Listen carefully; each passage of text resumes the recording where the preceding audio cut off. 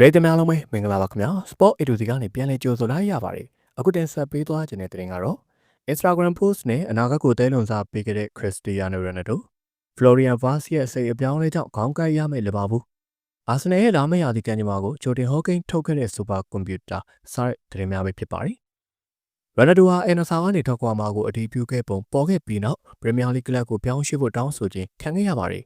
Ronaldo ဟာ Sorry Club NSA မှာနှစ်နှစ်ခွဲကစားခဲ့တဲ့ကာလအတွင်း111ပွဲမှာတွင်းကို69ဂိုးထိသွင်းယူနိုင်ခဲ့တာဖြစ်ပြီးပေါ်တူဂီဝိုင်းတိုက်စစ်မှုကြီးဟာ Sorry မှာတွင်းကိုတွေအများပြားဆက်လက်သွင်းယူနိုင်ခဲ့ပေမဲ့လည်း NSA မှာကစားရတာကိုစိတ်ပြတ်မှုတွေကြီးထွားလာခဲ့တာဖြစ်ပါတယ်။ NSA ဟာ Sorry Pro League အမှတ်ပေးစရာမှာအဆင့်300နဲ့သာရသည့်အဆုံးသတ်ခဲ့ရပြီးအာရှချန်ပီယံလိဝင်ခွင့်နဲ့လွဲချော်ခဲ့တာဖြစ်ပါတယ်။ Ronaldo ကတနင်္လာနေ့ညနေက Instagram post မှာ NSA ကိုစွန့်ခွာတော့မယ်ဆိုတာကိုတဲလုံစားအကြီးကြီးပေးခဲ့တာဖြစ်ပြီးဒီစာမျက်နှာကကုံဆုံးသွားပြီးဇလန်ကလာရေးနေတော့ပဲအားလုံးကိုကျေးဇူးတင်ပါတယ်လို့ရေးသားခဲ့တာဖြစ်ပါတယ်။ Ronaldo ရဲ့ post ဟာအခြားကလပ်အသင်းတစ်သင်းစီကနေစိတ်ဝင်စားစရာကမ်းလှမ်းမှုရရှိထားတယ်လို့သတင်းတွေထပ်ပေါ်ပြီးနောက်တင်ခဲ့တာဖြစ်ပြီးအဲ့ဒီကမ်းလှမ်းမှုဟာအမည်မသိဘရာဇီးကလပ်အသင်းတစ်သင်းစီကရခဲ့တာဖြစ်တယ်လို့မာကာကဖော်ပြခဲ့ပါတယ်။ဘယ်အသင်းလဲဆိုတာကိုမသိရသေးပေမဲ့လည်းအဲ့ဒီအပြောင်းအရွှေ့က Ronaldo ကိုဒီနေရာဒီကလပ်ကမ္ဘာဖလားပြိုင်ပွဲမှာပါဝင်ကစားနိုင်မယ့်အခွင့်အရေးပေးနိုင်တယ်လို့သိရပါတယ်။ Ronaldo ရဲ့အနာဂတ်ကမရေမရာဖြစ်နေချိန်မှာ Manchester United တိုက်စစ်မှုအောင် Drogba က Chelsea အသင်းစီပြောင်းရွှေ့ဖို့အတွက်ထောက်ခံချက်ပေးခဲ့ပြီးအနောက်လန်ဒန်ကလပ်အသင်းကလည်းလာမယ့်ကလပ်ကမ္ဘာဖလားပြိုင်ပွဲမှာပါဝင်ရှင်ပြိုင်သွားမှာဖြစ်တယ်လို့ချန်ပီယံလိဝင်ခွင့်လည်းရရှိထားတာဖြစ်ပါတယ်။ဟုတ်တာပေါ့ဘာကြောင့်သူ Chelsea ကိုမပြောင်းရမှာလဲသူလုံနိုင်တော့မယ်လေသူရဲ့ရည်မှန်းချက်နဲ့အရေးချင်းနဲ့ဆိုရင် Chelsea ကသူတို့ကစားနေတဲ့ပုံစံတိုင်းကစားပြီးသူ့အတွက်ဖန်တီးပေးနိုင်ရင်သူကမယုံနိုင်စရာတိုက်စစ်မှုဖြစ်နေတော့ပါ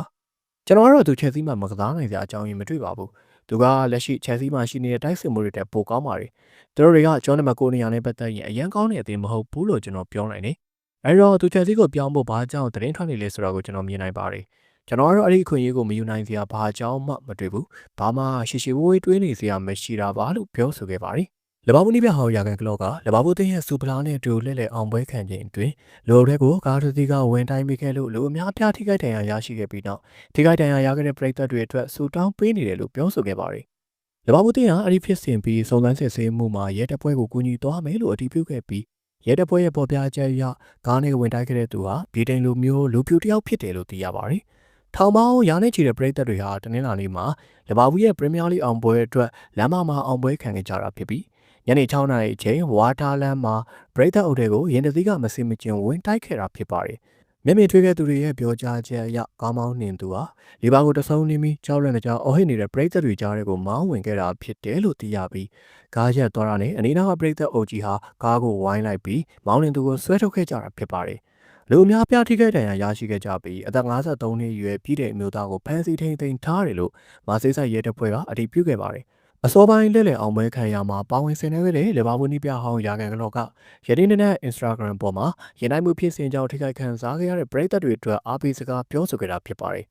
ကျွန်တော်နဲ့ကျွန်တော်မိသားစုအားလုံးထိတ်လန့်တုန်လှုပ်ပြီးဝမ်းနည်းကြေကွဲခဲ့ရပါတယ်ကျွန်တော်တို့ရဲ့အတွေ့အကြုံနဲ့စူတောင်းတန်တွေကထိခိုက်ဒဏ်ရာရခဲ့တဲ့သူတွေအားလုံးနဲ့အတူရှိနေမှာပါလို့ရေးသားခဲ့တာဖြစ်ပါတယ်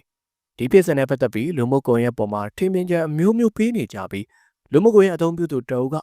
ကားနဲ့လူအုပ်ထဲဝင်တိုက်တဲ့သူကအာဆင်နယ်ဖန်လားမသိဘူးဟုတ်ချင်လဲဟုတ်နေမှာပါလို့ရေးသားခဲ့ပြီးနောက်ထပ်ပရိသတ်တအုပ်ကတော့ဒီလိုလုပ်ရမျိုးလုပ်တယ်ဆိုတာတာမန်လူတယောက်မဖြစ်နိုင်ဘူးသူကလုံးဝကိုယူသွတ်နေတဲ့သူပဲဖြစ်ရမယ်လို့မှတ်ချက်ပေးခဲ့ပါတယ်ဘိုင်ယန်မြူးနစ်အသင်းဟာ Florian Wirtz ကိုခေါ်ယူဖို့လွဲချော်ခဲ့တဲ့အတွက်လီဗာပူးကိုတုံ့ပြန်တဲ့အနေနဲ့ဒီနွေရာသီမှာကိုရီဂက်ပိုကိုခေါ်ယူဖို့ဂျိုးပန်သွားရမယ်လို့သိရပါတယ်ဂျာမန်ထိပ်သီးအသင်းကြီးဟာလဘာကိုစင်ကျဲဖွင့် Florian Wirtz ကိုခေါ်ယူဖို့ရေပန်းစားဆုံးဖြစ်ရှုမြင်ခြင်းခံခဲ့ရတာဖြစ်ပေမဲ့ဂျာမန်တိုက်စစ်ကစားသမားကလဘာဘူးကိုပဲပြောင်းရွှေ့ချင်နေတာကြောင့်ခေါ်ယူလို့မရနိုင်တော့တာဖြစ်ပါတယ်။ဘိုင်ယန်သင်းဥက္ကဋ္ဌ Half Heiner ကပြီးခဲ့တဲ့အပတ်မှာအသင်းအားကဒရိုက်တာ Max Eber က Florian Wirtz ရဲ့ Anfield ကိုပြောင်းရွှေ့ချင်နေတဲ့ဆန္ဒရှိနေတဲ့အကြောင်းအသိပေးခြင်းခံခဲ့ရပြီးနောက်လဘာကိုစင်ကျဲပွင့်ကိုခေါ်ယူဖို့ကြိုးပမ်းမှုမအောင်မြင်ခဲ့တာကိုဝန်ခံခဲ့တာဖြစ်ပါတယ်။ဒါကြောင့် Florian Wirtz ကိုလက်လွတ်ခဲ့ရပြီးနောက်ဘိုင်ယန်မြူးနစ်အသင်းဟာဈေးကွက်ထဲမှာဘယ်တန်ကျောင်းနံပါတ်10ကိုရှာဖွေနေပြီးလဘာဘူးကျဲပွင့်ကိုရီဂက်ပိုကဘွန်ဒက်စလီဂါအသင်းလိုချင်တဲ့အချက်တွေနဲ့ကိုက်ညီနေတာဖြစ်ပါတယ်။နယ်သာလန်ကျဲပွင့်ဟာပူပူနွေးနွေးပရီးမီးယားလိချန်ပီယံဖြစ်ခဲ့တဲ့လဘာဘူးအသင်းအတွက်ခေါင်းပေါ်နေရာတွေကိုပိုင်ဆိုင်ခဲ့သူဖြစ်ပြီးပြိုင်ပွဲစုံ49ပွဲမှာတွင်ကို25ဂိုးထိပါဝင်ပတ်သက်ခဲ့တာဖြစ်ပါတယ်။လဘာဘူးအသင်းကလည်းလာမယ့်နွေရာသီမှာတိုက်စစ်ပိုင်းနဲ့ပတ်သက်ပြီးသွေးသစ်လောင်းဖို့ဂျိုးပန်သွားလိုက်မယ်ဆိုတဲ့ယူဆမှုတွေရှိနေတာကြောင့်ကစားသမားချို့ကတော့ Anfield ကိုဆုံးခွာရောက်နိုင်ပါတယ် ဒါပေမဲ့လည်းလပောက်နီးပြအန်စလော့ကဒီနွေရာသီမှာဂက်ပိုကိုအသင်းကနေထွက်ခွာခွင့်ပေးဖို့တိတ်စိတ်ဝင်စားခြင်းမရှိဘူးလို့မေရာကဖော်ပြခဲ့ပေမဲ့လည်းအသင်းတော်ဝင်ရှိသူတွေမငြင်းနိုင်လောက်အောင်ကောင်းတဲ့ကမ်းလှမ်းမှုမျိုးဆိုရင်တော့ငင်းဆန်ဖို့ခက်လိမ့်မယ်လို့သိရပါတယ်။အဲ့လိုငင်းဆန်ဖို့ခက်လောက်တဲ့ပမာဏကလည်းပေါင်သက်80ဝန်းကျင်လောက်ဖြစ်ဖို့လိုမယ်လို့သိရပြီးအခြားတိုက်စစ်ကစားသမားတွေဖြစ်တဲ့ဒါဝင်နူးညက်စ်နဲ့ဂျိုတာတို့ရဲ့အနာဂတ်ကလည်းမေကွန်ထုတ်စရာတွေရှိနေတာဖြစ်ပါတယ်။ဂက်ပိုကိုဘိုင်မီနစ်ကစိတ်ဝင်စားနေပေမဲ့လည်းဂျာမန်ချန်ပီယံတွေရဲ့ပြတ်မှတ်ထဲမှာတခြားနာမည်တွေလည်းရှိနေသေးပြီးအဲဒီထဲမှာ2022ခုနှစ်မှာ Brighton နဲ့တူပရီးမီးယားလိကိုစားရောက်လာကြတဲ့ကတောက်ပါခဲ့တဲ့ကာဝရုမီတိုမာလည်းအပါအဝင်ဖြစ်တယ်လို့သိရပါတယ်။ AC မီလန်တိုက်စစ်မှုရာဖယ်လီယိုကလည်းဘိုင်ယန်တို့စိတ်ဝင်စားနေတဲ့နောက်ထပ်ကစားသမားတစ်ယောက်ဖြစ်ပြီးပေါ်တူဂီကျဲပွင့်ကဘယ်တောင်မန်ကစားသမားတစ်ရှောက်ဖွင့်နေတဲ့လပောက်ရဲ့ပြိုင်ဘက်အာဆင်နယ်ကိုပြောင်းရွှေ့ဖို့ပြီးခဲ့တဲ့ဘက်မှာသတင်းတွေထွက်ပေါ်နေကြတာဖြစ်ပါတယ်။